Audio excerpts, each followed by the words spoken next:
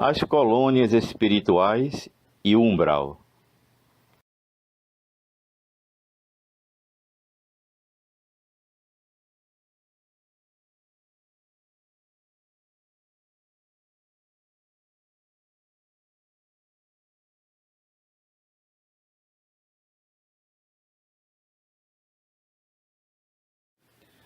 Como o nosso irmão mostrou aí na questão 1012 de O Livro dos Espíritos, a localização absoluta das regiões, das penas e das recompensas, só na imaginação do homem existe. Provém da sua tendência a materializar e circunscrever as coisas, cuja essência infinita não lhe é possível compreender. O Livro dos Espíritos está certo.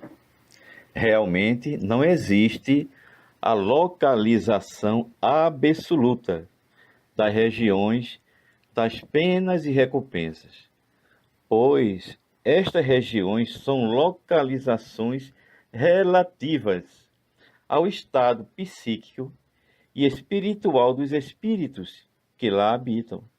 Não são localizações absolutas, mas localizações relativas. Vamos ver como André Luiz define o umbral no livro Nosso Lar. Imagine que cada um de nós, renascendo no planeta, somos portadores de um fato sujo para lavar no tanque da vida humana. Essa roupa imunda é o corpo causal, tecido por nossas mãos nas experiências anteriores. Compartilhando de novo as bênçãos da oportunidade terrestre, esquecemos, porém, o objetivo essencial e, ao invés de nos purificarmos pelo esforço da lavagem, manchamos-nos ainda mais, contraindo novos laços e encarcerando-nos a nós mesmos em verdadeira escravidão. Ora, se ao voltarmos ao mundo, procurávamos um meio de fugir à sujidade, pelo desacordo de nossa situação com o meio elevado, como regressar a esse mesmo ambiente luminoso em piores condições? O umbral funciona, portanto, como região destinada a esgotamento de resíduos mentais, uma espécie de zona purgatorial onde se queima a prestações o material deteriorado das ilusões que a criatura adquiriu por atacado, menosprezando o sublime ensejo de uma existência terrena. Por exemplo, o umbral, como toda a sua paisagem sombria, nada mais é do que uma exteriorização mental e emocional coletiva dos espíritos que se agrupam por afinidades psíquicas. A mente é criadora. Segundo a física quântica, até o mundo físico é uma criação mental, uma imagem projetada pela consciência. O mesmo acontece com as colônias espirituais, as quais ficam no umbral superior. São construções mentais, controladas por espíritos superiores.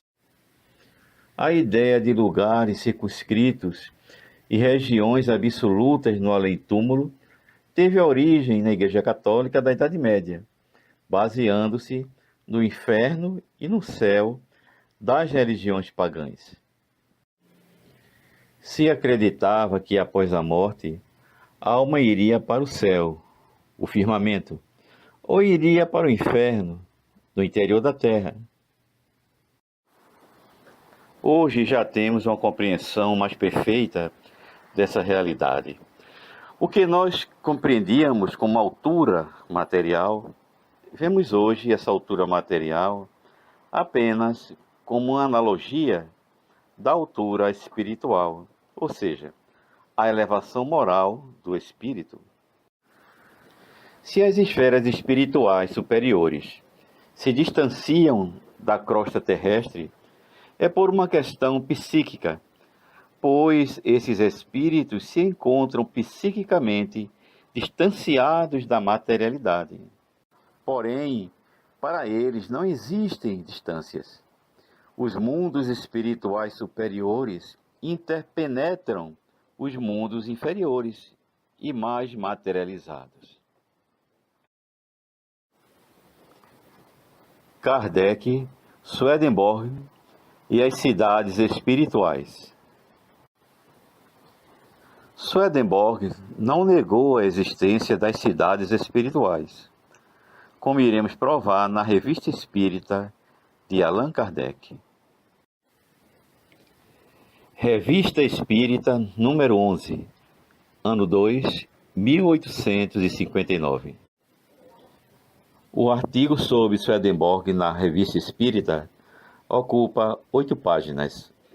Iremos apresentar apenas alguns trechos, o suficiente para o nosso estudo.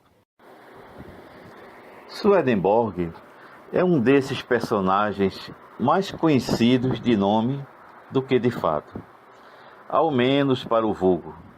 Suas obras, muito volumosas e em geral muito abstratas, não são muito lidas, senão pelos eruditos.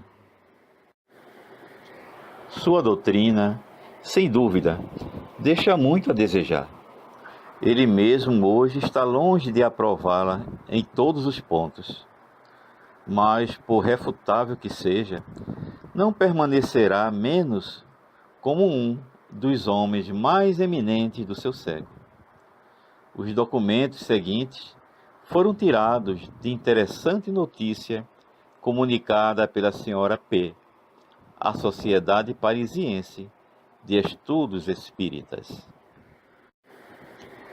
Emanuel Swedenborg nasceu em Estocolmo em 1688 e morreu em Londres em 1772, com a idade de 84 anos. Swedenborg divide o mundo dos espíritos em 3 lugares diferentes: céus, intermediários e infernos, sem todavia assinalar-lhes os lugares. Depois da morte, diz ele, entra-se no mundo dos espíritos. Os santos se dirigem voluntariamente a um dos 3 céus, e os pecadores a um dos 3 infernos, de onde não sairão jamais. Essa doutrina desesperante anula a misericórdia de Deus, porque recusa-lhe o poder de perdoar aos pecadores, surpreendidos por uma morte violenta ou acidental. Ele cometeu um erro muito perdoável, tendo em vista sua inexperiência com as coisas do mundo oculto, que foi aceitar muito cegamente tudo que lhe era ditado, sem o submeter ao controle severo da razão. Se tivesse pesado maduramente o pró e o contra, teria reconhecido princípios inconciliáveis com uma lógica ainda pouco rigorosa.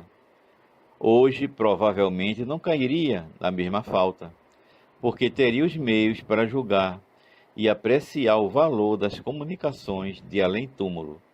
Saberia que é um campo onde nem todas as ervas são boas para colher, e que entre umas e outras, o bom senso, que nos foi dado por nada, deve saber escolher. O mérito incontestável de Swedenborg, seu profundo saber, sua alta reputação de sabedoria, foram de um grande peso na propagação dessas ideias, que hoje se popularizam mais e mais. Por isso mesmo, crescem abertamente, o que, longe de procurarem a sombra do mistério, elas apelam à razão.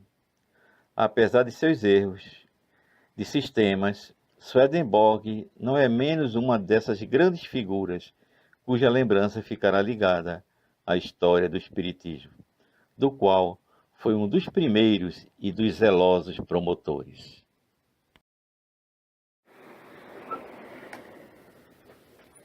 Em comunicação mediúnica, Swedenborg retifica erros de sua obra.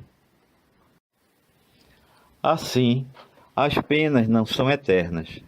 Eu vejo que Deus é muito justo e muito bom para punir eternamente a sua criatura, que não tenha bastante forças para resistir às suas paixões. É o que digo igualmente do mundo dos anjos, que se prega nos templos, não era senão uma ilusão dos meus sentidos. Eu acreditei vê-lo, estava de boa fé, e o disse, mas eu me enganei. Foram feitas 13 perguntas ao espírito Swedenborg. Vejamos aqui a segunda e a terceira pergunta. Qual era esse espírito que vos apareceu e que vos disse ser Deus ele mesmo? Era realmente Deus? Não, eu acreditei naquilo que me disse, porque vi nele um ser sobre-humano, e com isso estava lisonjeado. Por que tomou o nome de Deus? Para ser melhor obedecido. Bem, vamos fazer agora um breve comentário de esclarecimento. Disse Kardec: sua doutrina, sem dúvida, deixa muito a desejar. Ele mesmo hoje está longe de aprová-la em todos os pontos. Vemos nesse texto que Kardec não condena a obra de Swedenborg na sua totalidade, apenas admite que nela existam muitos erros. Na época de Swedenborg, predominava o catolicismo e o protestantismo, os quais pregavam as penas eternas e a existência dos anjos, seres já criados por Deus de forma privilegiada, não tendo que passar pelas experiências evolutivas da vida terrena em corpo carnal. Swedenborg, ao ver os espíritos superiores, pensava que eram os anjos que as religiões pregavam nos templos. E como ele acreditava em um mundo dos anjos, se deixou iludir. Porém, como vemos na obra de Arthur Conan Doyle, Swedenborg veio mais tarde compreender que os anjos eram simplesmente os espíritos dos homens que alcançaram um nível mais alto de evolução. E o que a Igreja denominava de mundo dos anjos era, na verdade, o mundo comum de todos os espíritos. Pois mesmo que estes espíritos superiores habitassem uma esfera espiritual mais elevada, eles se manifestavam também nas esferas mais baixas, entrando em contato com os espíritos menos evoluídos. Pelo que consta, Swedenborg se contradisse em algumas de suas afirmações. Por exemplo, na sua comunicação mediúnica, quando ele assume que havia erros em sua obra literária espírita, ele cita 2 desses erros que são as penas eternas e o mundo dos anjos. Porém, na citação de Arthur Conan Doyle, em seu livro História do Espiritismo, Swedenborg diz o seguinte: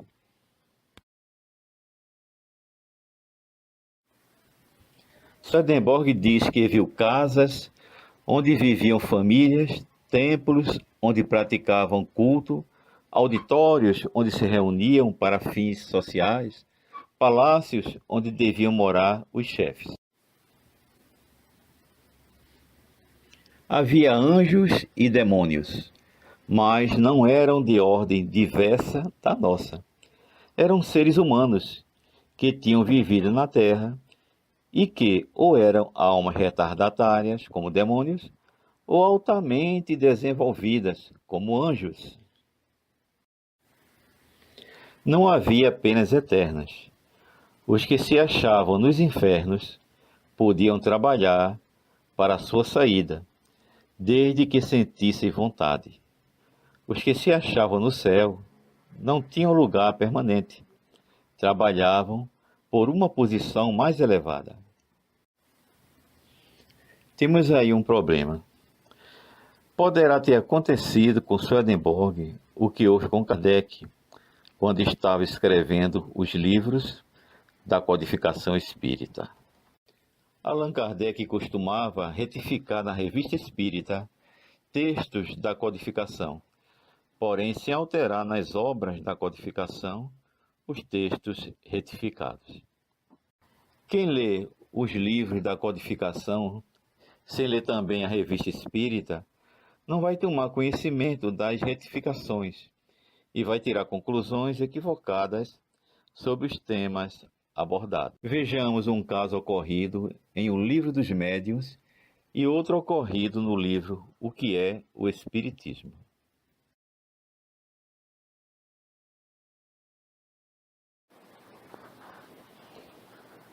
Dava-se antigamente o nome de possessão ao império exercido por maus espíritos, quando sua influência ia até a aberração das faculdades.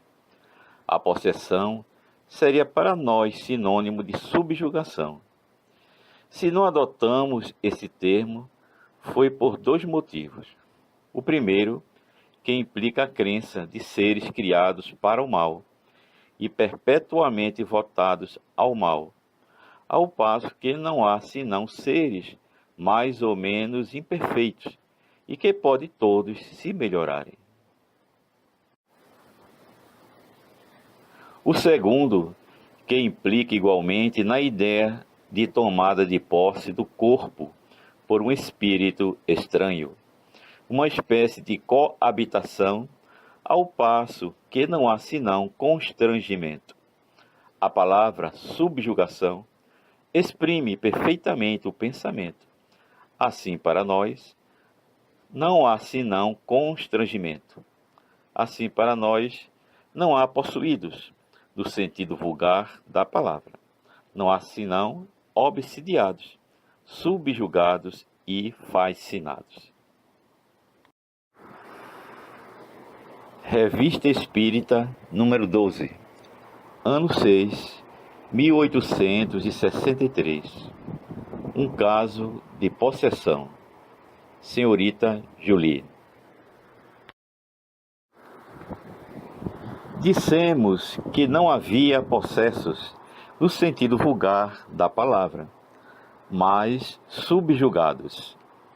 Retornamos sobre esta afirmação muito absoluta, porque nos está demonstrado agora que pode ali haver possessão verdadeira. Quer dizer, substituição parcial, no entanto, de um espírito errante ao espírito encarnado. Eis um primeiro fato que é a prova disto e que apresenta o fenômeno em toda a sua simplicidade. No livro O que é o Espiritismo, 1859. O Espiritismo é, simultaneamente, uma ciência experimental e uma doutrina filosófica. Como ciência prática, consiste nas relações que se estabelecem entre nós e os espíritos. Como filosofia, compreende todas as consequências morais que decorrem dessas mesmas relações. Podemos defini-lo assim: o Espiritismo é uma ciência que trata da natureza, origem e destino dos espíritos, bem assim de suas relações com o mundo corpóreo. Introdução do livro. No livro Obras Póstumas, Kardec diz: o Espiritismo é uma doutrina filosófica de efeitos religiosos, como qualquer filosofia espiritualista, pelo que forçosamente vai ter as bases fundamentais de todas as religiões: Deus, a alma e a vida futura. Mas não é uma religião constituída, visto que entre seus adeptos nenhum tomou nem recebeu o título de sacerdote ou sumo sacerdote. Revista Espírita de Allan Kardec, dezembro de 1868. Do último discurso de Kardec, proferido em 1º de novembro de 1868, na Sociedade Espírita de Paris, na abertura da sessão comemorativa dos mortos. Se assim é, perguntarão, então, o Espiritismo é uma religião? Ora, sim, sem dúvida, senhores. No sentido filosófico, o Espiritismo é uma religião, e nós nos glorificamos por isto, porque é a doutrina que funda os elos da fraternidade e da comunhão de pensamentos, não sobre uma simples convenção, mas sobre bases mais sólidas, as mesmas leis da natureza. Por que então declaramos que o Espiritismo não é uma religião? Porque não há uma palavra para exprimir duas ideias diferentes. E porque, na opinião geral, a palavra religião é inseparável da ideia de culto, desperta exclusivamente uma ideia de forma que o Espiritismo não tem. Será que foi algo semelhante que ocorreu na obra literária de Swedenborg? Antes ele havia escrito que havia as penas eternas e o mundo absoluto dos anjos, espíritos privilegiados da criação divina. E depois retificou: